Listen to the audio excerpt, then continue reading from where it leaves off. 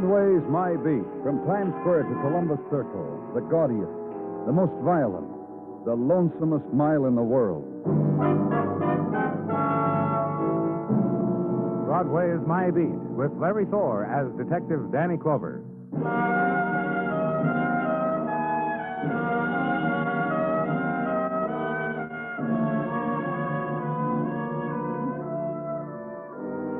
When it's September and the summer sighs away, Broadway is festooned with the colors of fall.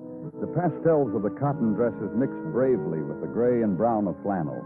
And here and there the street's shapely foliage turns to plaid. It's the time of the quickened steps and the crumpled travel folder and the coney-dyed beaver. The season of the 50-yard line and splatter of leaves from shop window gauze trees and smoky nights of the first chill. A whole new season. 3 more months to get where you're going.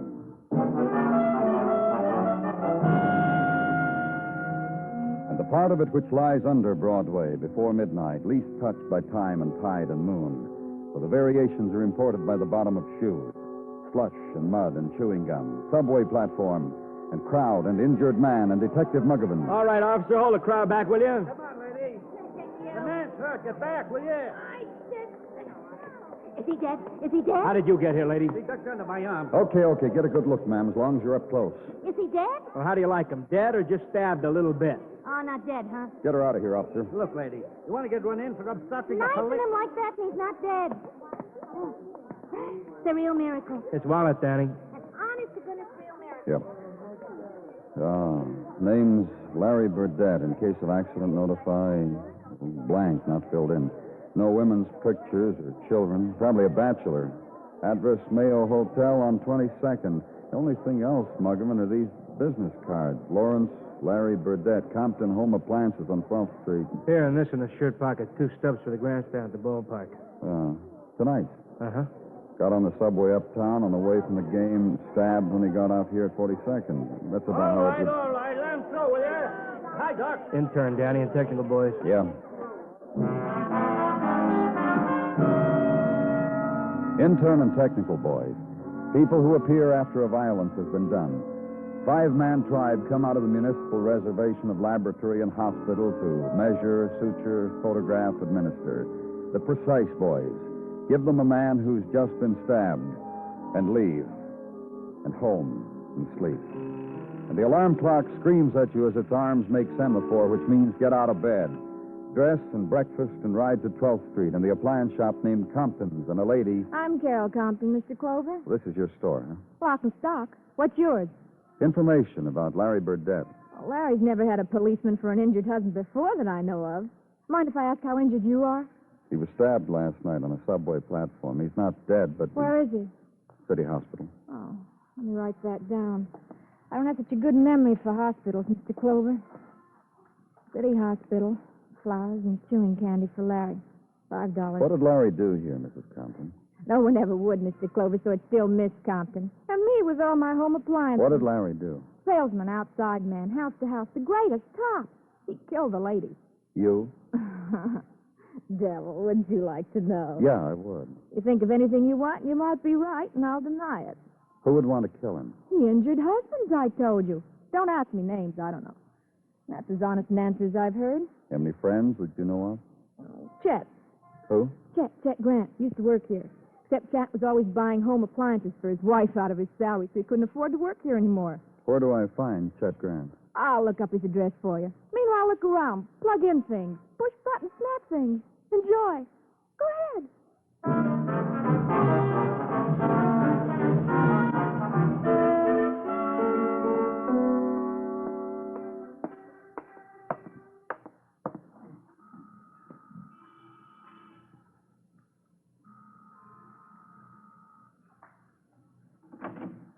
Hello there. Oh. Well, is this Chet Grant's home? You didn't say hello back. Oh, I'm sorry, miss. It's okay. Yes, this is Mr. Grant's home. I'd like to talk to him. He's not here. Oh? Mother is, though. I'm sure whatever you wanted my father for, Mom could... Mother! Who shall I tell is calling? Police. Danny Clover. Mother, will you come here, please? Mother! I heard you, Betty. Dear, you must learn to be more tidy. Your room is like a storm hit it. Records and magazines all over, really. Dear, I can't... Mother, please don't. All right, I won't nag. What is it? This man, he wants to talk to Daddy. Well, I'm sure you didn't need your mother to tell him your father isn't home.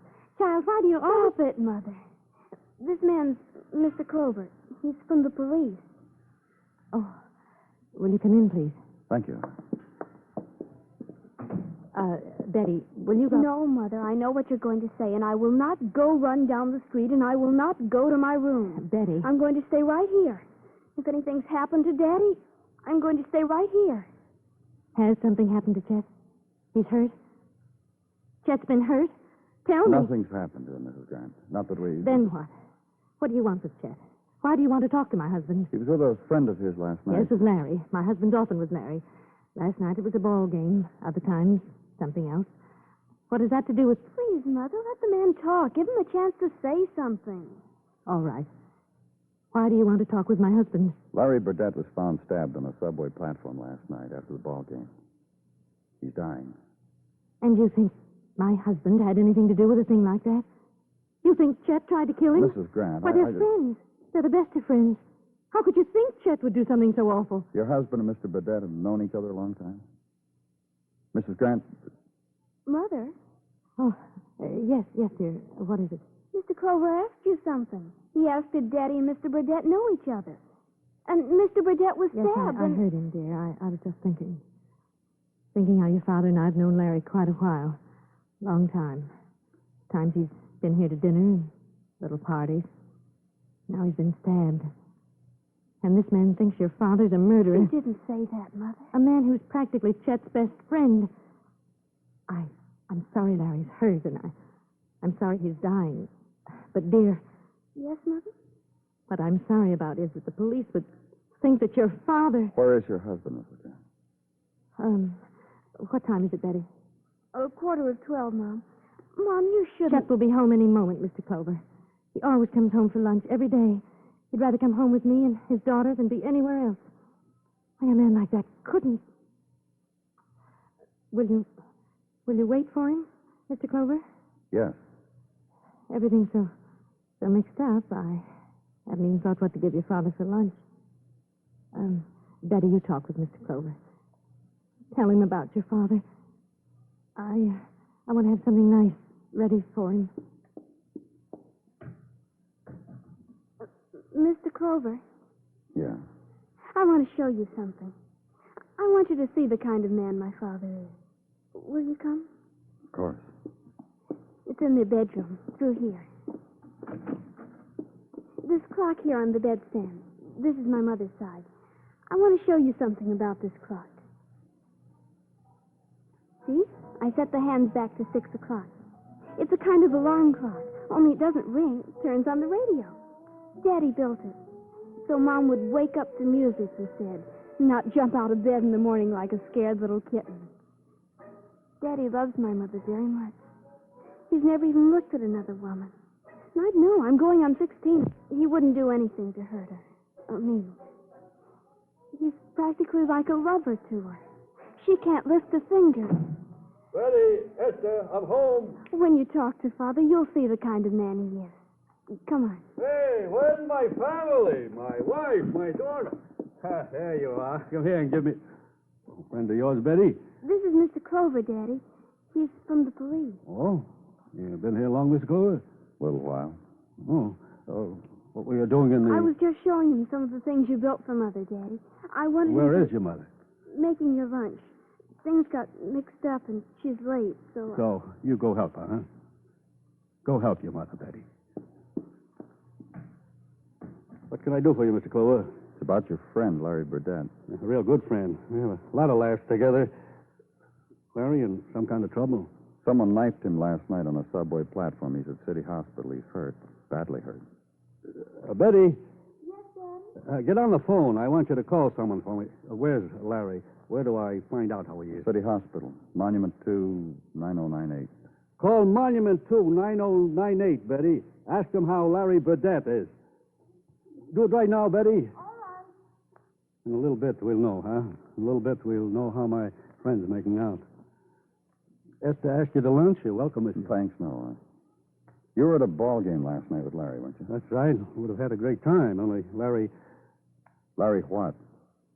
Look, you said he got knifed. You said he's dying. What difference will it make to you?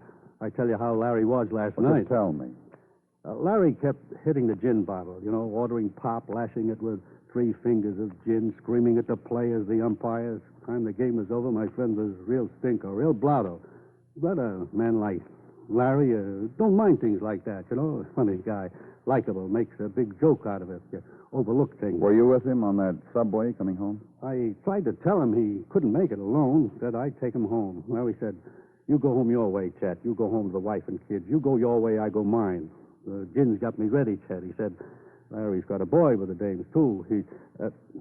Betty, how long does it take? You get them, Betty? What they say? How's Larry making out? Betty. He's dead. What? You heard me. Larry Burdette's dead. On the phone, the lady told me to wait a minute, and then she came back. Oh, hello, Chet. Give me my kiss. Larry's dead. That's Yes, I know, dear. I heard. Now give me my kiss. Now come to lunch. It's all ready for you. Come, Chet. Come, Betty.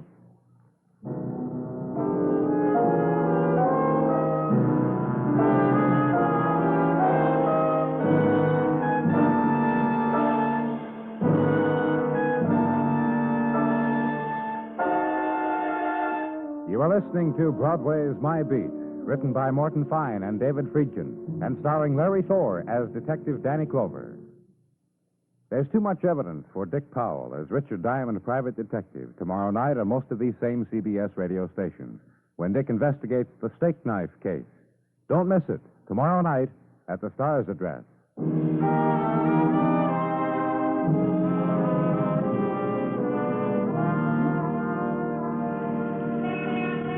The winds of autumn circle high over the September day, then swift glide downward for the trial run, and swirl upward again in tight spirals of chill, which sets Broadway's price tags to spinning, which makes the word hit the street.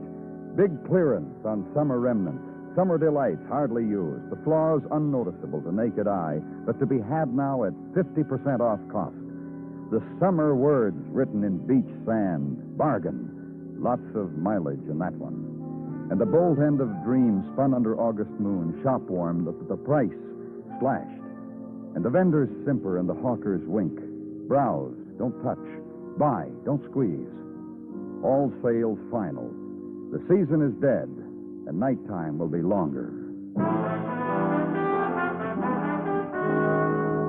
And at police headquarters, the color also of the new season, the deep brown study in which was Sergeant Gino Tartaglia. Gino? You wish something, Danny? Well, just that whenever you feel ready for us to go to work... Anytime, Danny. Suits your convenience. Something wrong, Gino? What could be wrong? I mean, maybe something here in the department, something someone said to you or did, or maybe something at home that... Home is where the heart gets broken. Oh? Home is where the eldest child, which in my case happens to be a girl... I know, Gino. Something about Tina. Who suddenly announces last night to one and all that she is no longer a child, no longer a little girl, but a woman who, as this is her first year in Barnard College, feels the need of a small apartment where she can study in peace and entertain in peace without the comments and philosophies of the Tartaglia clan, and will come home for supper every night, so what's the worry? Also weekends. I see. Danny, perhaps you could have a little session with her. Lay it out to Tina. I'm sorry, Gino. I don't think I'm the one. I'll tell Mrs. T you turned her down, and she will now have to solve the crisis only with the help of her husband, who happens also to be the child's father. That's the way it should be, Gino. You want to debate the question, Danny, who is more entitled? Make an appointment with Mrs. T. You convince her. To work, huh, Danny? Well, look, Gino... No apologies necessary. You don't choose the medal, it's up to you. To work. Concerning Larry Burdette, the following report from Detective Muggerman. Larry Burdette, a lady killer type, as in his rooms was found a list of phone numbers, which, upon being called, turned out to be ladies whom Larry once escorted and who cried a little bit he was dead. Also cried their alibis. Also in the hotel room, framed over the bed, a facsimile. What? A facsimile of a divorce notice which said, Laura Gray Burdette, having been divorced in the domestic courts of Las Vegas, Nevada, August 12, 1953, was now entitled to resume her maiden name of Laura Gray and was not responsible for debts accumulated... Muggavan, get her address, you know? Which I now present you. And which, if we are finished, Danny... Gino, don't worry about Tina. She's a fine girl. As you have washed your hands of the whole matter, Danny, I prefer not to discuss family's troubles. All right, Gino. And your squad car is waiting. Good afternoon, Danny.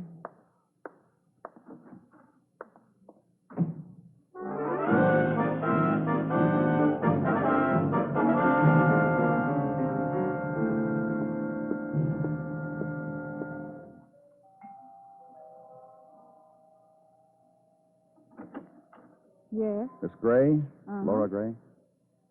I'm from the police, Danny Clover. May I come in? Tell me what makes you from the police. Sure, come on in. I was just doing my face. You won't mind? No, go ahead. Not that I'm going anywhere. Just gets around evening, a girl likes to look pretty. Just in case.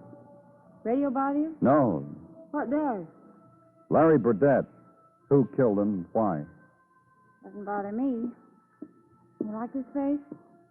But then this is only the fast jobs. The slow jobs are prettier. I'm making all the conversation, Danny. About a month ago, you divorced Larry in Las Vegas. I'm rid of him. Why should I bother to kill him? Why did you divorce him? He was nothing. Cheap, tawdry, good for nothing, nothing. And I have testimonials to that effect. Oh? Larry was quite a boy with other girls. That's why you divorced him. That's not why. Marriage goes 8 years, Danny. You expected to get a little frayed. You expect other girls. You don't want to believe, but you expect it. Especially with a door-to-door man like Larry was. No, that's not why. But why, then? You lived with a man 8 years. You don't know what it is that's no good between you, and then something happens. What? Corny, a little black book. And? A lot of names in it. Usual names, Betty, Mary, Jane, and you do something. You call a few, and one of the Bettys and one of the Marys turns out to be a Betty and a Mary you happen to know from long ago. You talked to them about Larry? Over cocktails. The old-time feeling, the old girlfriends, and too many cocktails, and you let your hair down and talk. And you want to know what? What? They'd shaken Larry off. Big talk Larry, big promises Larry, come to me, baby Larry. When they finally did, they had to hate themselves. Everything got too cheap. Small-time Larry, cheap gin, 50-watt bulbs, a small man. Which taught me why I didn't like my husband. Because he played around. Some, but mostly because he was a small man. 8 years of it. Why don't you just get out of here, Danny?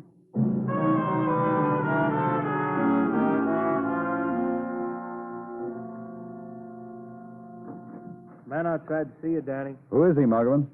Steward on the Hudson River night boat. You got a life I don't know about, Danny? Not humorous either, huh? Well, I'll just go on trying. He says he knows Larry Burdette. What's the man's name, Muggavan? Bonomo, Sam. Okay. Okay, Sam. Lieutenant Clover, Sam. Sam Bonomo. Hi, Bonomo. Lieutenant. What can I do for you? You always like this? Huh? Formal.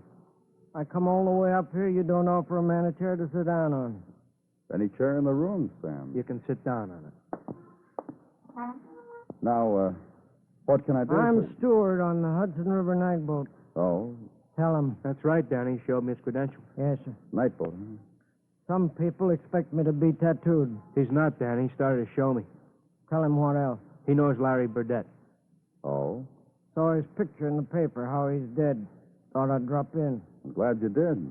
Met him 4th of July. Came aboard the ship around noon and introduced himself. Had a ticket for that night's voyage. Was he sailing alone? Had 2 tickets, I should have said. For him and wife. 4th of July, lots of people get in to watch the rockets bust over the Palisades. They come in 2s and 3s. Well, go on, Sam. And 4s. With your story. Gave me $10 plus expenses.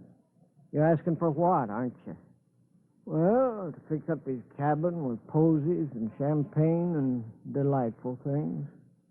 Burdette left and said he'd be aboard in the evening for sailing. And? That's a good question. Why? because everything went to waste. The wife showed up come sailing time.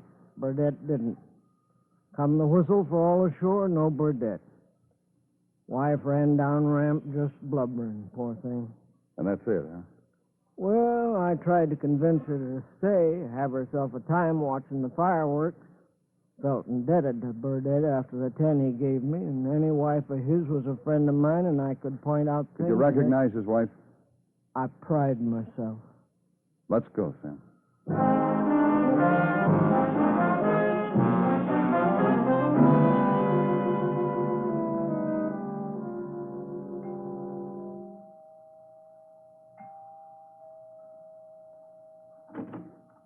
Hello. Sorry to bother you again, Miss Gray. Hi. This is Sam Bonham, Miss Gray. Come in. But just for a minute. Well, Well, Huh? is this lady Mrs. Burdette? Not as far as I'm concerned. the obvious question for me to ask is what's... You're not the lady who was in stateroom 2B on the 4th of July. I never am, Sam. You weren't then, either. Did you know where your ex-husband was last 4th of July, Miss Gray? You were still married to him. Sure. And... On his back. What do you mean? This was getting close to the end of my marriage, Mr. Clover, so I remember smiling this wide. Larry called me and said he was in the hospital, just broken his leg. Fell down a couple of steps or something. Can't remember a fourth when I felt more patriotic. That's why he didn't show up, huh? The busted leg. Thanks What? a lot, Miss Gray. Let's go, Sam.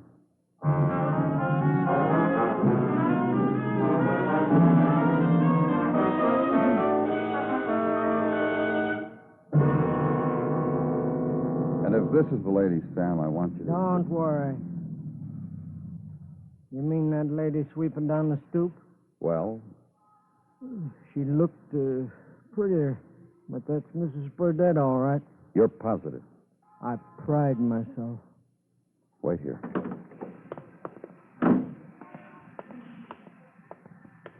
Hello, Mrs. Grant.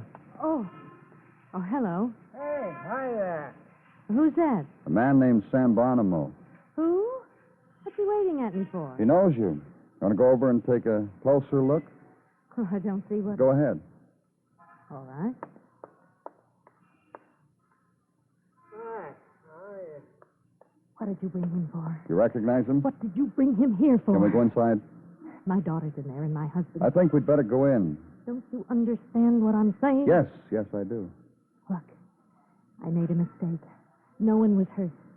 Why should you It's got to do with motive for murder. Let's go in. All right.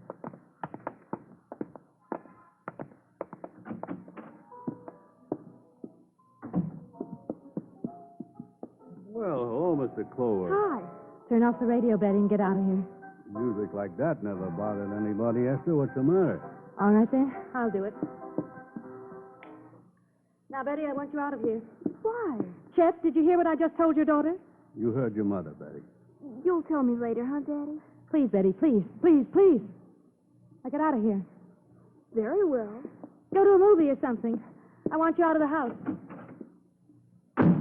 What's gotten into you, Esther? Chet, What's this all about, Clover? It still has to do with the murder of Larry Burdette. Chet, you listen to me. Well, sure. You're a good husband, and you're thoughtful, and you're a good father. And I love you. My whole life is built around you. Well, mine is around you, too, Esther, but I don't see any reason to sound off about it in front of a stranger. I'm a wife and a mother, and most of the time I've been a happy woman. Let's not talk about it. But sometimes it gets tiresome. Esther. And sometimes your little life closes in on you. Esther, I know about it. About what? How everything can catch up with you and a person is liable to do something he's sorry for. Listen, you don't know. You don't know what's happened. Esther, Larry told me. Told you. He got drunk last night at the ball game. On the subway, he told me. About the night boat. The date you had with him. He made everybody on the subway laugh. They got a big kick out of it. Details from A to Z, the line he fed you, How he fixed up a cheap stateroom with $2 worth of flowers and a couple of bottles of cheap wine with gaudy labels. And then he broke his leg. That got the biggest laugh of all.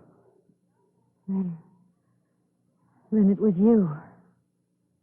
Oh, Chet. That's right. I stabbed him, Esther. I just opened my pocket knife when we got out on the platform and stuck it into him. Nobody's going to laugh at my wife, no matter what she's done. We'd better go, Mr. Graham. Oh, it started to close in, Chet. Everything seemed so little and so small. The house, day after day, the sameness of it, and the things Larry told me. The things... Don't worry about it, Esther. Nobody's going to laugh at my wife, no matter what she's done.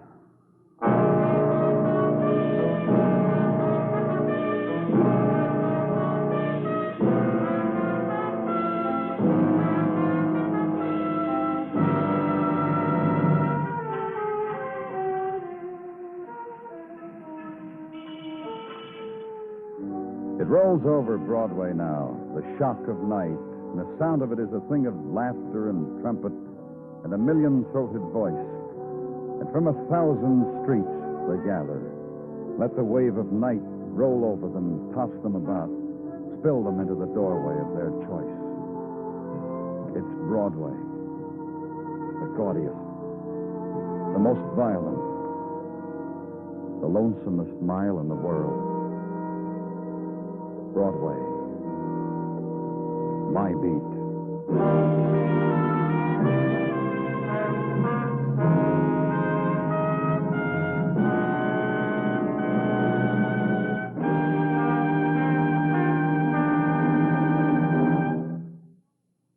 Broadway's My Beat stars Larry Thor as Detective Danny Clover, with Charles Calvert as Tartaglia and Jack Crucian as Muggavan.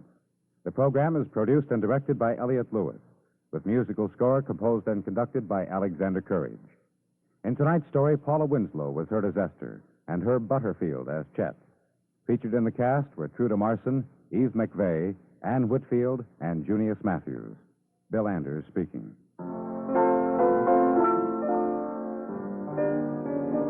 Again this Monday night, CBS Radio invites you along as it dips into forgotten annals of crime and dramatizes crime classics.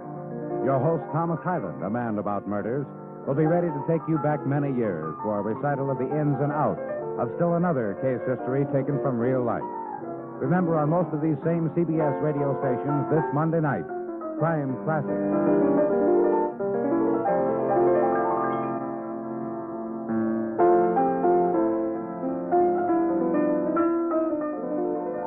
America now rides to the tune of 26 million auto radios and listens most to the CBS Radio Network.